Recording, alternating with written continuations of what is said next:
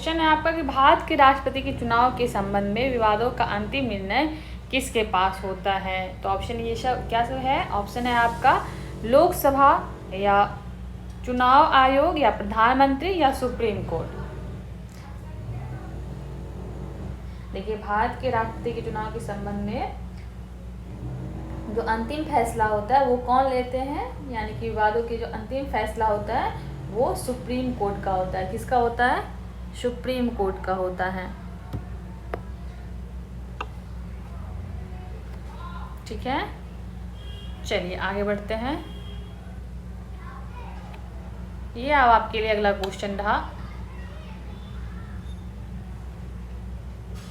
कि भारत के उपराष्ट्रपति का चुनाव किसके द्वारा किया जाता है। तो ऑप्शन आपका है कि राज्यसभा के सदस्यों द्वारा या लोकसभा के सदस्यों द्वारा या संसद के दोनों सदनों के सदस्यों द्वारा या विधानसभा के सदस्यों के द्वारा।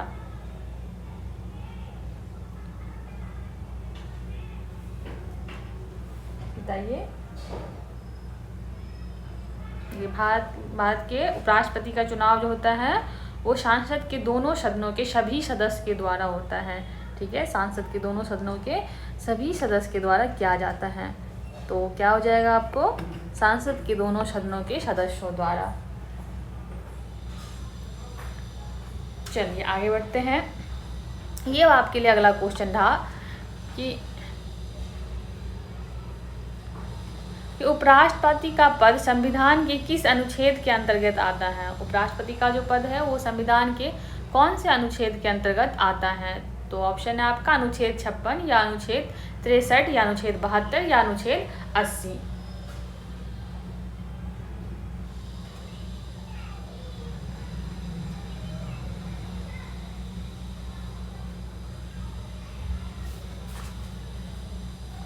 बताइए। तो उपराष्ट्रपति का पद जो है भारत कौन से अनुच्छेद के अंतर्गत आता है? 63 के अनुच्छेद के 63 के अंतर्गत आता है। ठीक है, अनुच्छेद 63 से लेके यानी कि अनुच्छेद 63 से लेके 73 तक जो है उपराष्ट्रपति के बारे में है। चलिए, ऐसे अनुच्छेद 63 में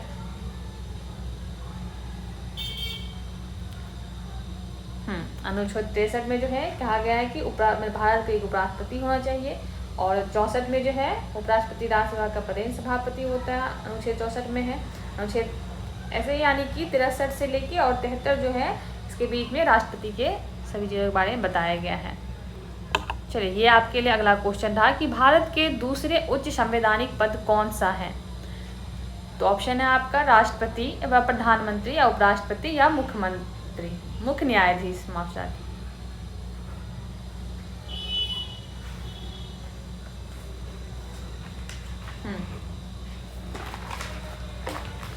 बताइए। देखिए, पहला यानी कि भारत तो भारत का दूसरा संवैधानिक पद कौन होते हैं? उपराष्ट्रपति होते हैं। और पहले जो होते हैं वो राष्ट्रपति होते हैं, दूसरे कौन होते हैं? उपराष्ट्रपति।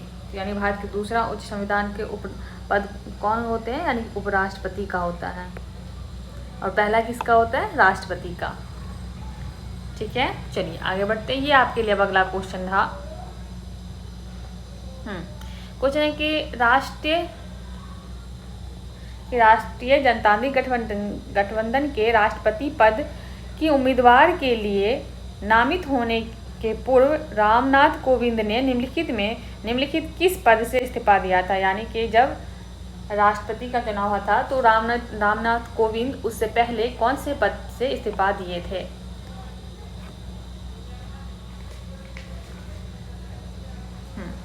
देखिए, रामनाथ कोविंद पहले यानी कि जब 14वें राष्ट्रपति जब बने थे उससे पहले वो क्या थे?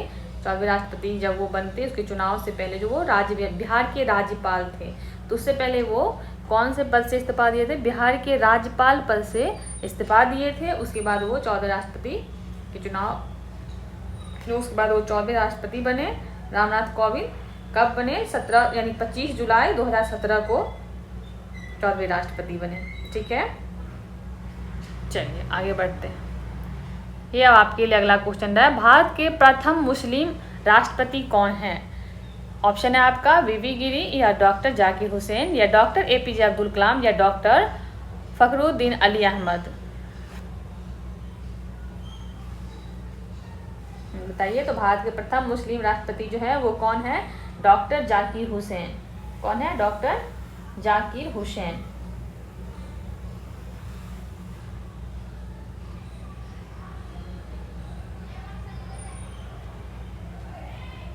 कब से कब तक रहे डॉक्टर जाकिर हुसैन?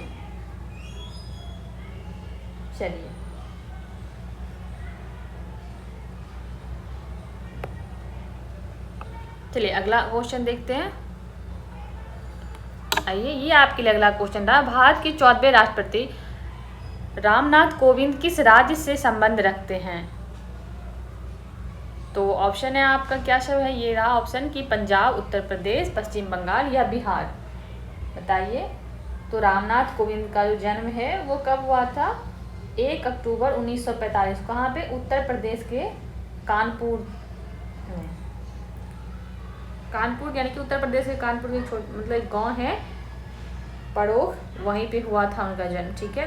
तो किस राज्य से संबंध रखते हैं? यानी कि उत्तर प्रदेश से। चलिए आगे बढ़ते हैं। यस, ये आपके लिए अब अगला क्वेश्चन रहा कि रामनाथ कोविंद ने भारत में 14वें राष्ट्रपति बनने के लिए किसे पराजित किए थे? एक तो यानी कि जब 14वें राष्ट्रपति बने थे तो एक तो उम्मीदवार जो है एनडीए की तरफ से रामनाथ कोविंद थे। दूसरे उम्मीदवार कौन थे? विपक्ष की तरफ, यानी सारे विपक्ष को मिला के एक और उम्मीदवार थे। कौन? उसका नाम था मीरा कुमार। यानी कि मीरा कुमार को पराजित करके रामनाथ कोविंद ने 14वें राष्ट्रपति बने थे। ठीक है। चलिए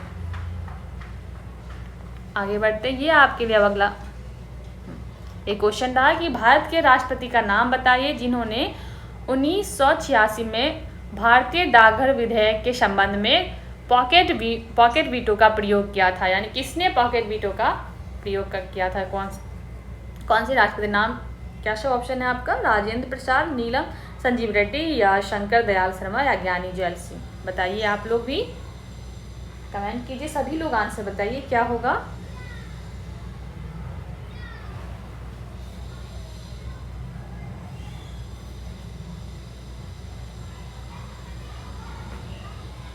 एक चीज़ आपने सुना होगा कि लोग क्या कहते हैं कि भारत राष्ट्रपति के जेब जो है वो अमेरिकन राष्ट्रपति की तुलना में बड़ा होता है। ऐसा क्यों कहते हैं? ये आपने कभी सोचा? ऐसा इसलिए कहते हैं क्योंकि बताइए आप लोग क्यों बताते हैं?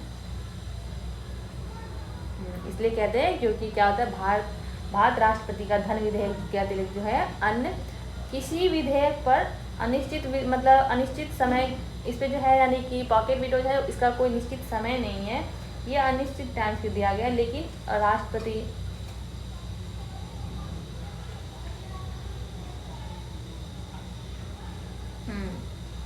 बताइए। आप सभी लोग कमेंट कीजिए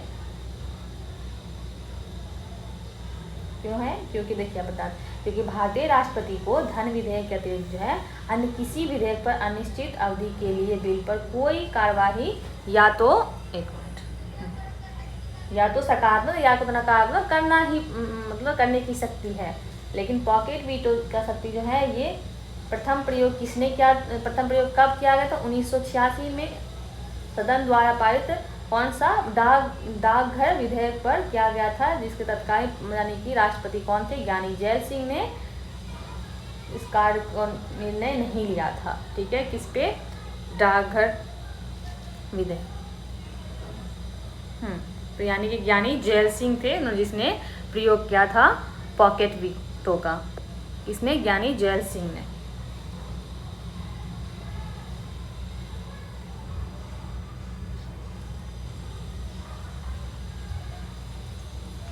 ठीक है। ये देखिए, भारतीय संविधान में जो है राष्ट्रपति को पॉकेट वीटो का इस्तेमाल करने की कोई समय नहीं दी गई है, लेकिन अमेरिका में जो है 10 दिनों का समय मिलता है। ठीक है। यानी कि इसका अनिश्चित समय है, लेकिन वहाँ पे निश्चित है और 10 दिन के अंदर कोई ना कोई आपको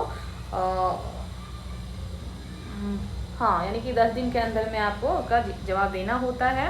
10 दिन का समय, तो लेकिन यहाँ पे है कुछ भी नहीं है, अनिश्चित समय दिया गया। तो चलिए आगे बढ़ते हैं। ज्ञानी जैल सिंह ने इसका प्रयोग किया था पॉकेट हीटों का। यह आपके लिए अगला क्वेश्चन रहा कि भारत गणराज्य में वित्तीय आपात स्थिति किसके द्वारा घोषित की जा सकती है? राष्ट्रपति, प्रधानमंत्री या वित्त मंत्री या भारतीय रिजर्व बैंक के गवर्नर? बताइए। देखिए, अनुच्छेद 360 के तहत जो है वित्तीय आपात की घोषणा राष्ट्रपति द्वारा की जाती है। किसके द्वारा? राष्ट्रपति द्वारा किया जाता है। ठीक है,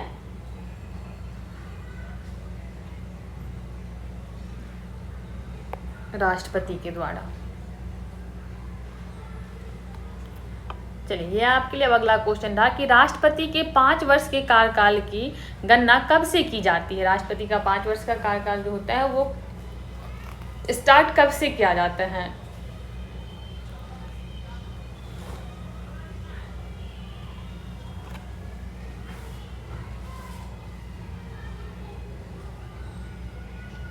देखिए, भारत यानी कि भारत संविधान अनुच्छेद 56 के अंतर्गत जो है राष्ट्रपति अपने पद पे, यानी कि राष्ट्रपति जब अपने पद पर बैठ जाते हैं उस तारीख से लेके 5 वर्ष तक किया जाता है। ठीक है, जिस दिन वह पद ग्रहण कर लेते हैं उस दिन से 5 वर्ष तक। ठीक है, चलिए आगे बढ़ते हैं। ये अब आपके लिए अगला क्वेश्चन रहा कि राष्ट्रपति शासन के अधीन किसी राज्य का बजट किसके समक्ष पेश किया जाता है? जब राष्ट्रपति शासन लागू रहता है तो तब जो बजट होता है, राज्य का बजट होता है, वो किसके समक्ष पेश किया जाता है?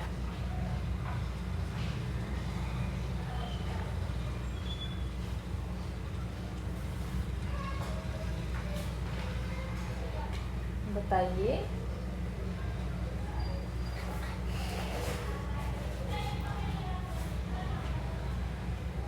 जब राष्ट्रपति शासन लागू रहता है उस समय राज्य बजट जो है लोकसभा में पेश किया जाता है। कहाँ पे?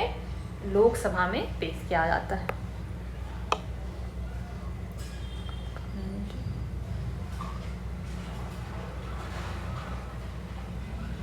यस, मैं कमेंट तो पढ़ सकती हूँ, लेकिन क्या पढ़ूँ कमेंट में ये बताइए आप मुझे।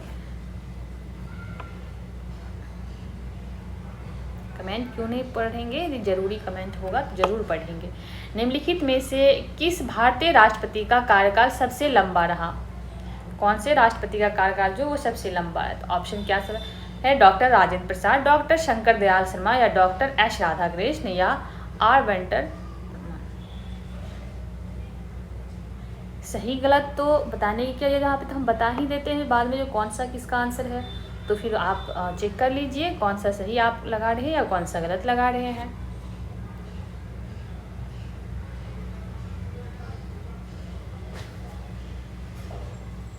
ये आप सभी को पता होगा कि डॉक्टर राजेंद्र प्रसाद का जो है सबसे लंबा कार्यकाल रहा राष्ट्रपति का। कब से कब तक? यानी कि 1950 से लेकर 1962 तक रहा उनका कार्यकाल। तो किसका रहा? डॉक्टर राजेंद्र प्रसाद का।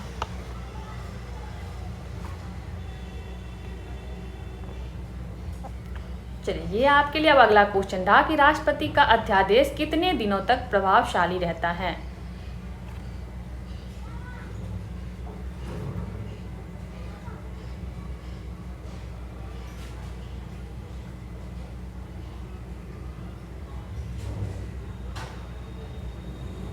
बताइए।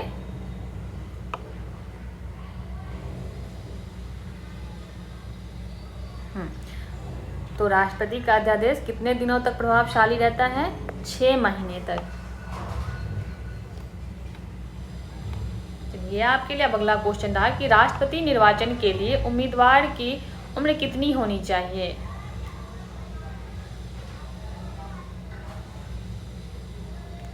राष्ट्रपति के निर्वाचन के लिए उम्मीदवार की उम्र कितनी होनी चाहिए? यानी कि राष्ट्रपति बनने के लिए कितना उम्र होना चाहिए उसके उम्मीदवार?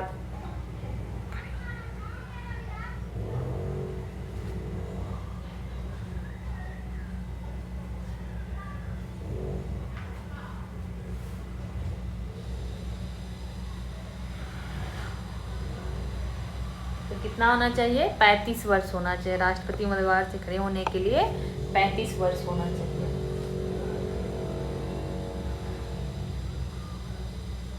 ठीक है। और क्या वो भारत का नागरिक भी होना चाहिए और वो लोकसभा सदस्य निर्वाचन होने के लिए योग्य होना चाहिए। ठीक है, चलिए आगे बढ़ते हैं। ये आपके लिए अगला क्वेश्चन रहा कि भारत का संवैधानिक प्रमुख कौन होता है?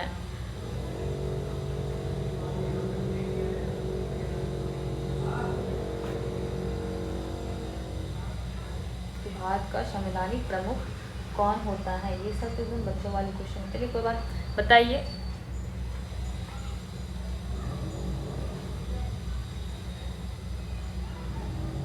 ये तो पता ही होगा आप सभी को कि कौन होते हैं? राष्ट्रपति होता है। यस, चलिए आगे बढ़ते हैं। ये अब आपके लिए ये अगला क्वेश्चन था कि भारत का पहला नागरिक कौन होता है? ये भी किसको नहीं पता होगा, सबको पता होगा।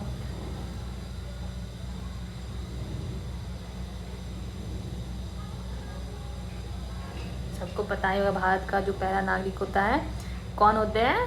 राष्ट्रपति। इसमें कुछ बताने जैसा तो है नहीं।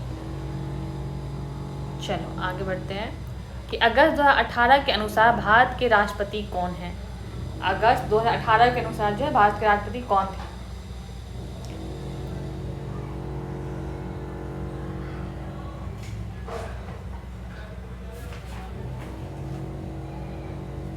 अगस्त 2018 के अनुसार जो है भारत के 14वें राष्ट्रपति रामनाथ कोविंद थे। कौन थे? 14वें राष्ट्रपति रामनाथ कोविंद। अभी द्रौपदी मुर्मू है प्रेजेंट में।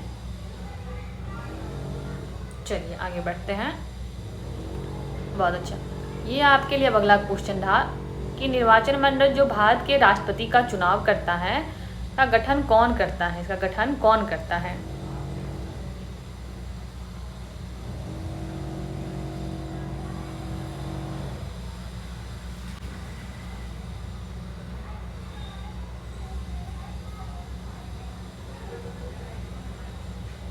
बताइए। देखिए इसका गठन जो है सांसद और राज्य विधानसभाओं के निर्वाचित सदस्य करते हैं। ठीक है।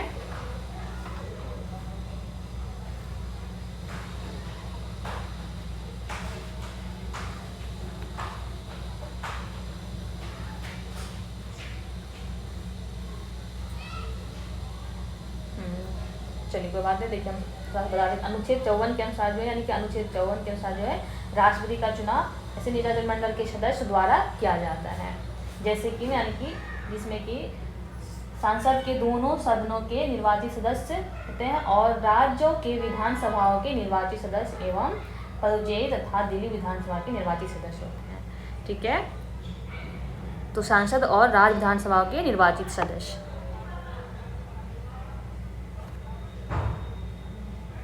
चलिए ये आपके लिए अगला क्वेश्चन रहा कि भारत के 14वें राष्ट्रपति के रूप में शपथ लेने से पहले रामनाथ कोविंद कौन सा पदभार संभालते थे? तो ये हम पहले भी बता चुके हैं कि रामनाथ कोविंद जो है वो राष्ट्रपति बनने से पहले क्या थे?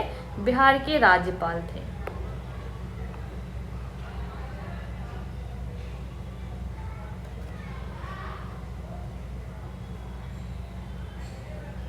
चलिए आगे बढ़ते हैं। ये अब आपके लिए अगला क्वेश्चन था कि ज्ञानी जैल सिंह राष्ट्रपति बनने से पहले कौन सा पद संभालते थे? तो ज्ञानी जैल सिंह जो है वो राष्ट्रपति बनने से पहले पंजाब के मुख्यमंत्री थे।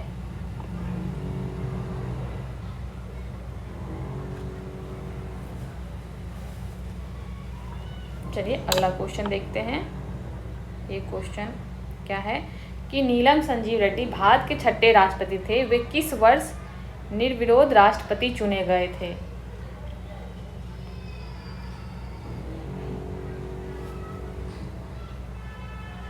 बताइए।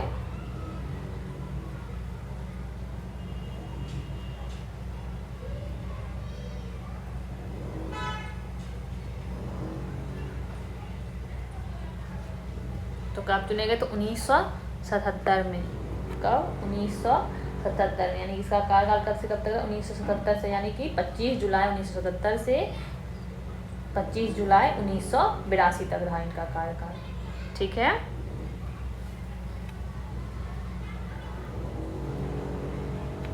चलिए, ये आपके लिए अब अगला क्वेश्चन था, फर्रुखदीन अली अहमद भारत के कौन से राष्ट्रपति थे? तीसरे, चौथे, पांचवें या छठे?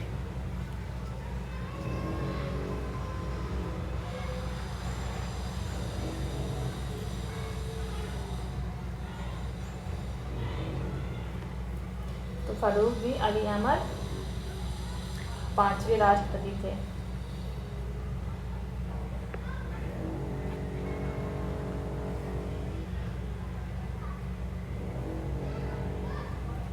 ठीक है।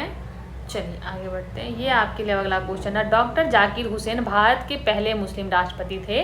उनकी मृत्यु के बाद कार्यवाहक राष्ट्रपति कौन बने? डॉक्टर जाकिर हुसैन की मृत्यु के बाद राष्ट्रपति कौन बने?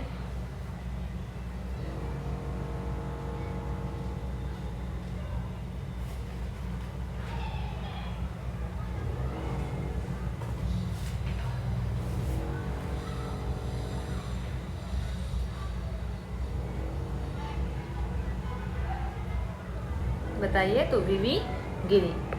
क्या हो जाएगा इसका answer? VV Giri. Yes, A correct है। ठीक है। चलिए आगे बढ़ते हैं। राष्ट्रपति और उपराष्ट्रपति दोनों की अनुपस्थिति में भारत के राष्ट्रपति का कार्यभार कौन संभालता है? जब राष्ट्रपति और उपराष्ट्रपति दोनों की अनुपस्थिति में भारत के राष्ट्रपति का कार्यभार कौन संभालता है? भारत का मुख्य न्यायाधीश या लोकसभा अध्यक्ष या कैबिनेट सचिव या गृह मंत्री?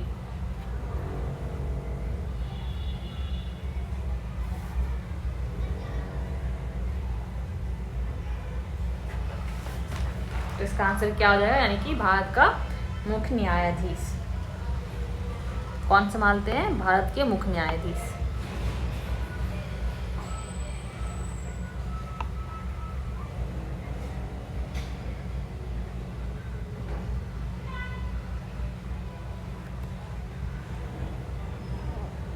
ये आपके लिए अगला ये क्वेश्चन रहा कि भारत के राष्ट्रपति को शपथ कौन दिलाता है?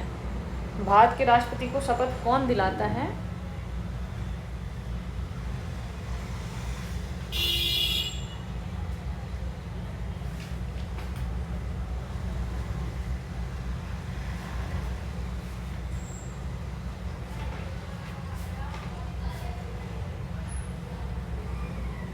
तो भारत के, ये भी एकदम आसान, भारत के राष्ट्रपति को जो शपथ है भारत के मुख्य न्यायाधीश ही दिलाते हैं।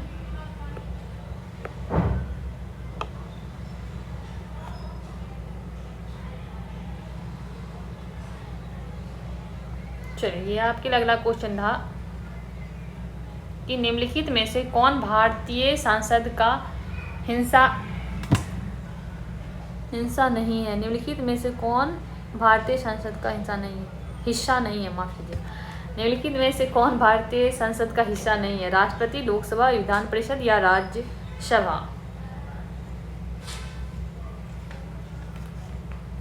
तो क्या हो जाएगा? विधान परिषद जो है ये नहीं है सांसद का, भारतीय सांसद का हिस्सा। सी, यस, बहुत अच्छा, सी एकदम करेक्ट आंसर। चलिए आगे बढ़ते हैं। ये क्वेश्चन था कि निम्नलिखित में से किसे भारत के राष्ट्रपति द्वारा नियुक्त नहीं किया जाता है? भारत के राष्ट्रपति द्वारा किसी राज्य के मुख्यमंत्री, उच्च न्यायालयों के न्यायाधीश या भारत के मुख्य न्यायाधीश या राज्यों के राज्यपाल?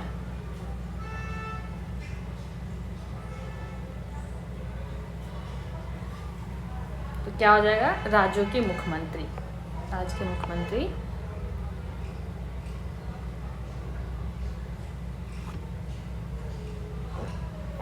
चलिए, ये आपके लिए अगला क्वेश्चन था कि भारत की प्रथम महिला राष्ट्रपति कौन थी? प्रतिभा पाटिल, सुमित्रा महाजन या राजकुमारी अमृत कौर या सुचेता कृपलानी?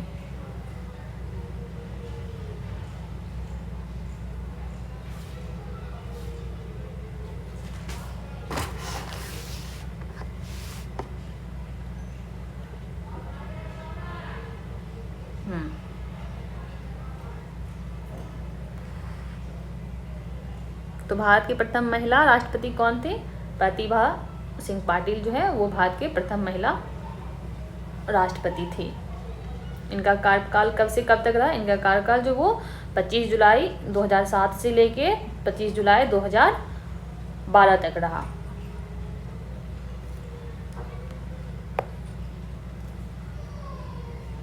चलिए आगे बढ़ते हैं। ये आपके लिए अगला क्वेश्चन रहा, भारत के संविधान के अनुसार संघ के रक्षा बलों का प्रमुख कौन होता है? भारत के संविधान के अनुसार संघ के रक्षा बलों का प्रमुख कौन होता है? थल सेनाध्यक्ष, राष्ट्रपति या प्रधानमंत्री या रक्षा मंत्री?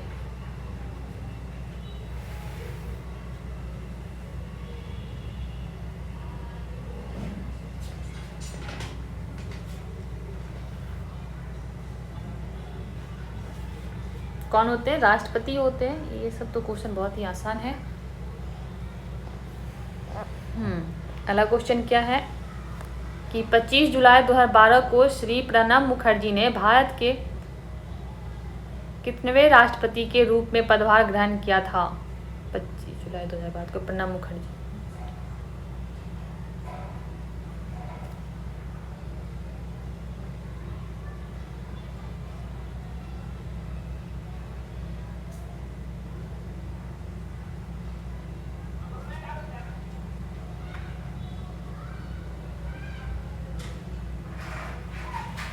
तेरहवां, यस, बहुत अच्छा। इसका आंसर क्या हो जाएगा? 13वें राष्ट्रपति, यस। चलिए आगे बढ़ते हैं। ये आपके लिए अब अगला क्वेश्चन रहा कि रामनाथ कोविंद भारत के कौन से राष्ट्रपति थे? ये तो क्या ही इस क्वेश्चन के बारे में कहना, 14वें राष्ट्रपति थे।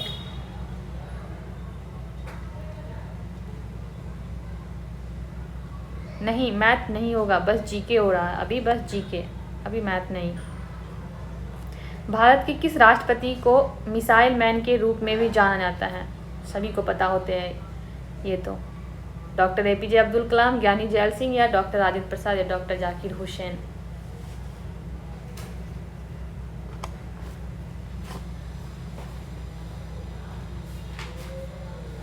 बताइए। ये तो सभी को पता ही होगा कि डॉक्टर एपीजे अब्दुल कलाम को मिसाइल मैन के रूप में जाना जाता है।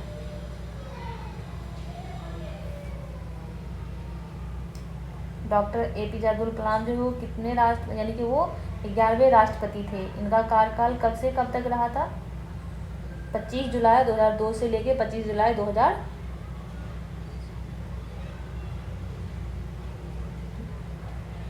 यानी 25 जुलाई 2007 तक। यस, एकदम सही है। ये आंसर तो सबको पता होगा। निम्नलिखित में से कौन भारत के सबसे युवा राष्ट्रपति थे?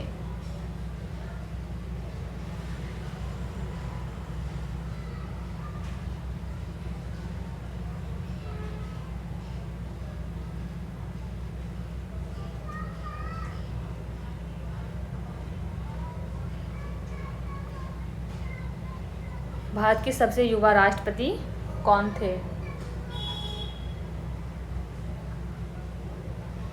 तो क्या है? श्री नीलम संजीव रेड्डी जो ये भारत के सबसे युवा राष्ट्रपति थे।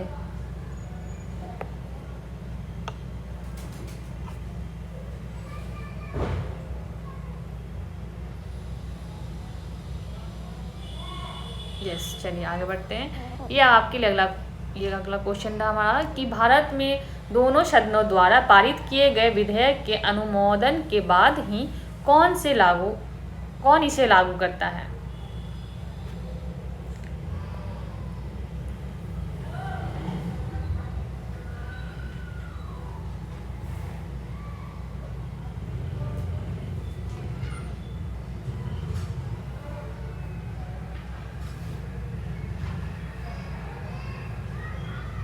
बताइए, कौन लागू करता है? इसे राष्ट्रपति करता है। अब सभी लोग नहीं, राष्ट्रपति करते हैं इसके बाद।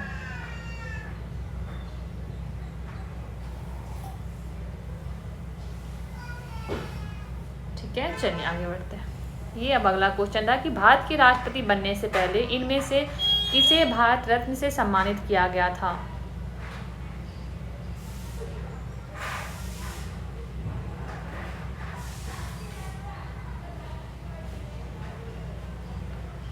तो भारत के राष्ट्रपति बनने से पहले इनमें से किसे भारत रत्न से सम्मानित किया गया था?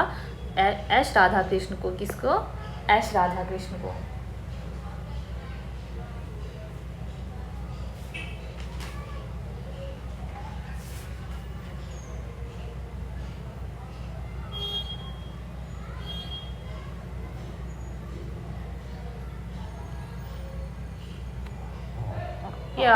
ये अगला क्वेश्चन रहा कि निम्नलिखित में से किस पूर्व भारतीय राष्ट्रपति ने सबसे कम अवधि के लिए पदभार संभाला?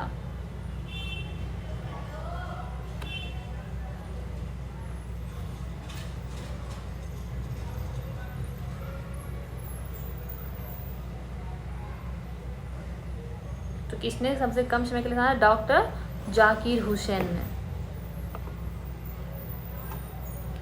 चलिए आपके लिए अगला क्वेश्चन रहा कि राजेंद्र प्रसाद के बाद भारत के राष्ट्रपति का पदभार किसने ग्रहण किया था?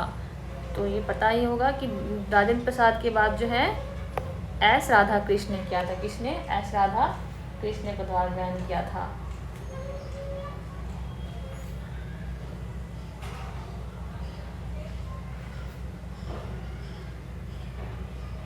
राधा कृष्ण जो है ये भारत के पहले उपराष्ट्रपति भी थे। ठीक है, दूसरे राष्ट्रपति और पहले उपराष्ट्रपति भी थे। चलिए ये अब आपके लिए अगला क्वेश्चन था कि राज्यसभा में राष्ट्रपति द्वारा कितने सदस्यों को नामित किया जाता है?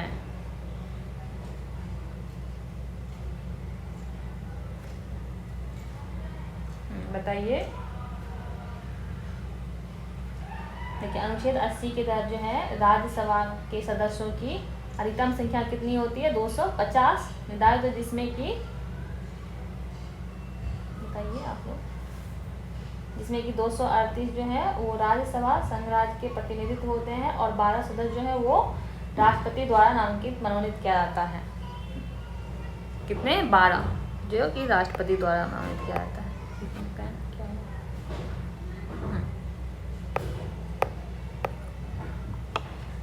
यस चलिए आगे बढ़ते हैं। ये आपके लिए अगला क्वेश्चन था कि राष्ट्रपति द्वारा लोकसभा और राज्यसभा में मनोनीत सदस्यों की कुल संख्या कितनी होती है? तो हम अभी बात कर चुके, कितनी होती है? 12।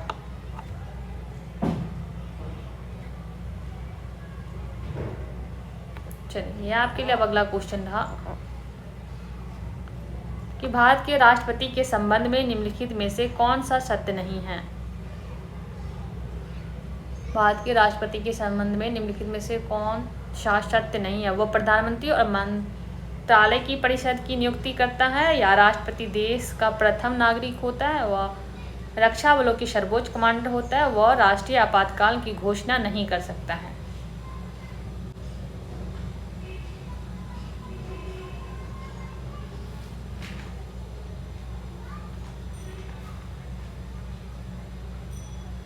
बताइए, आप सभी लोग कमेंट करें।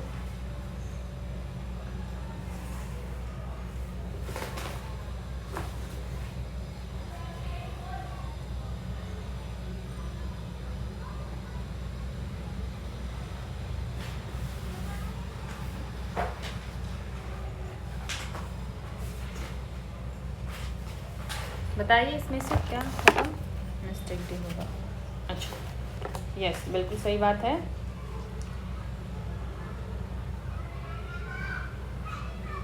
इसमें से जो है यानी कि क्या सब है भाई, राष्ट्रपति देश के प्रथम नागरिक तो होते हैं, ये तो सही बात है, और रक्षा बल और सर्वोच्च कमांडर होते हैं, ये भी एकदम सही बात है। वो प्रधानमंत्री और मंत्रालय की परिषद की नियुक्ति करता है, ये भी सही है। लेकिन क्या है कि वह राष्ट्रीय आपातकाल की घोषणा नहीं कर सकती हैं, ये गलत है। तो इसका आंसर क्या हो जाएगा आपको? डी इसका सही आंसर है।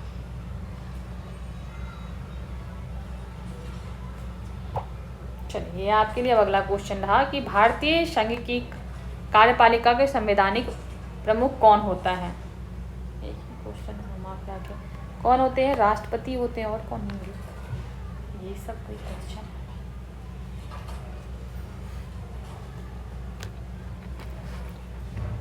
चलो आगे बढ़ते हैं। ये आपके लिए अब अगला क्वेश्चन था कि राष्ट्रपति किस समुदाय के सदस्यों को लोकसभा में नामांकित कर सकता है?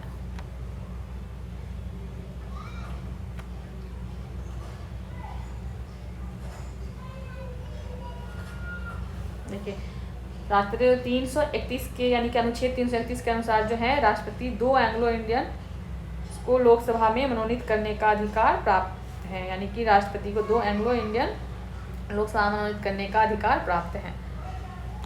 किसको? एंग्लो इंडियन को। एकदम करेक्ट। चलिए, ये आपके लिए अगला क्वेश्चन था कि भारत के राष्ट्रपति के महाभियोग की प्रक्रिया भारतीय संविधान के किस अनुच्छेद में उल्लिखित है? तो अनुच्छेद 77 या अनुच्छेद 61 या अनुच्छेद 30 या अनुच्छेद 66? बताइए।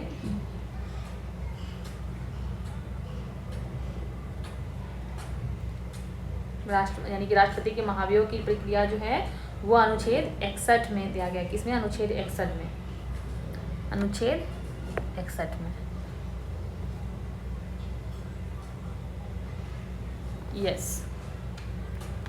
चलिए, ये अब आपके लिए अगला क्वेश्चन था कि भारतीय संविधान के किस अनुच्छेद में राष्ट्रपति के सेम क्वेश्चन। चलो आगे बढ़ते हैं। Same question. ये आपके लिए अगला क्वेश्चन था कि भारतीय संविधान के अनुसार निम्नलिखित में से कौन मंत्रिपरिषद का गठन नहीं करते हैं?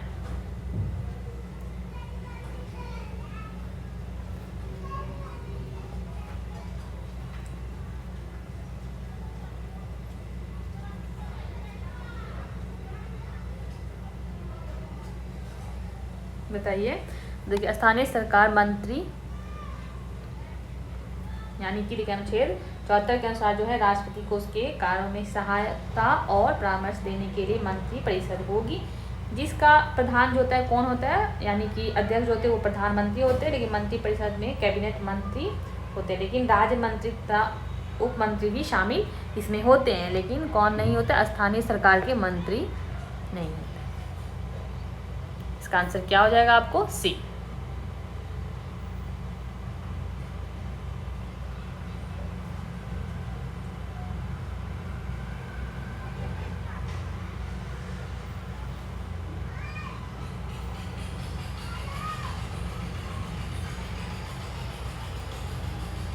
चलिए, अब आगे बढ़ते हैं। ये आपके लिए अगला क्वेश्चन था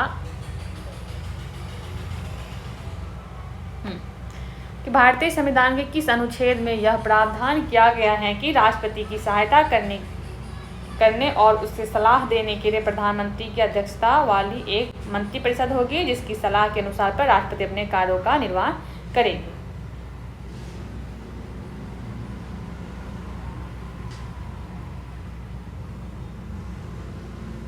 तभी हम बताएं कि अनुच्छेद 74 में। किसमें? अनुच्छेद 74 यानी कि सी जो है अनुच्छेद 74 का 1।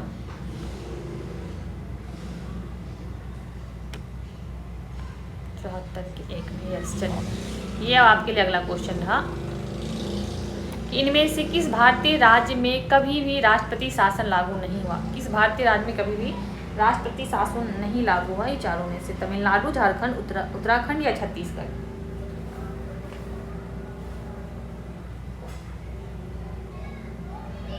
देखिए, तमिलनाडु, उत्तराखंड और झारखंड में जो है राष्ट्रपति शासन लागू हुआ है। कहाँ पे नहीं हुआ है? छत्तीसगढ़ पे। छत्तीसगढ़ में जो है राष्ट्रपति शासन कभी नहीं लगा है। डी।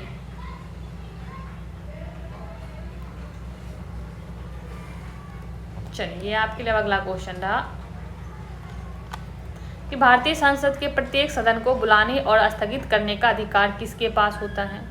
ये सब तो सबको पता होगा। भारतीय सदन को बुलाने और स्थगित करने का जो अधिकार होता है वो किसके पास होता है? राष्ट्रपति के पास होता है।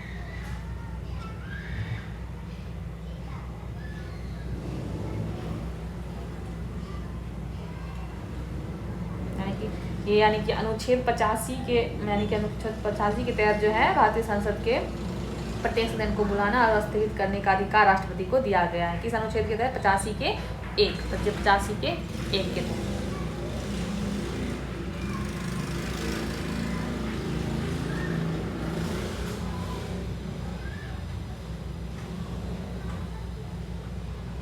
चलिए ये आपके लिए अगला क्वेश्चन था। ये भारतीय संविधान के निम्नलिखित में से किस भाग में कार्यपालिका को न्यायपालिका से अलग किया जाता है? मौलिक अधिकार या प्रस्तावना या राज्य के नीति निर्देशक सिद्धांत या 7वीं अनुसूची?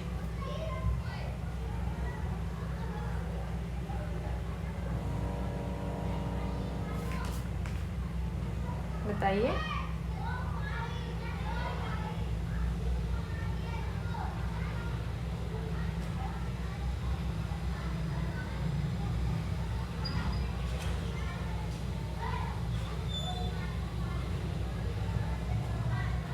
इसका आंसर क्या है? राज्य के नीति निर्देशक सिद्धांत, यानी कि भारतीय संविधान के भाग 4 के अनुच्छेद कितने में 50 में जो है कार्यपालिका से न्यायपालिका का को पृथक किया गया है, इसके अनुच्छेद 50 के तहत। इसका आंसर क्या है आपको? सी, राज्य के नीति निर्देशक सिद्धांत के तहत। चलिए यह आपके लिए अगला आखिरी कहिए, अगला क्या लास्ट क्वेश्चन है आज का कि दिसंबर 2020 तक प्राप्त जानकारी के अनुसार भारतीय संविधान में कितने मौलिक कर्तव्यों का उल्लेख किया गया है? 9, 11, 7 या 8?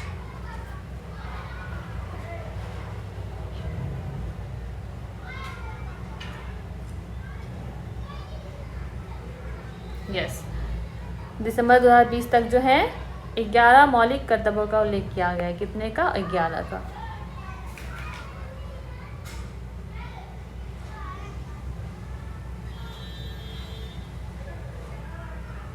चलिए आज का क्लास यही ख़त्म होता है। बहुत बहुत धन्यवाद आप सभी लोगों का जो भी जुड़े रहे, जो जिसने भी क्वेश्चन लगाया। चलिए अब हम शाम में आएंगे कितने बजे? 8:15 में। आप 8:15 में ज़रूर आइए, जुड़िए। ठीक है, गुड बाय आप सभी को। चलिए 8:15 में आइए और उस टाइम में भी आप लगाइए, देखिए कि आप कितना कर पा रहे हैं। उसमें पॉजिटिव नहीं रहेगा, ठीक है, लेकिन जीके से ही हम करवाएंगे। चलिए ठीक है, बाय बाय।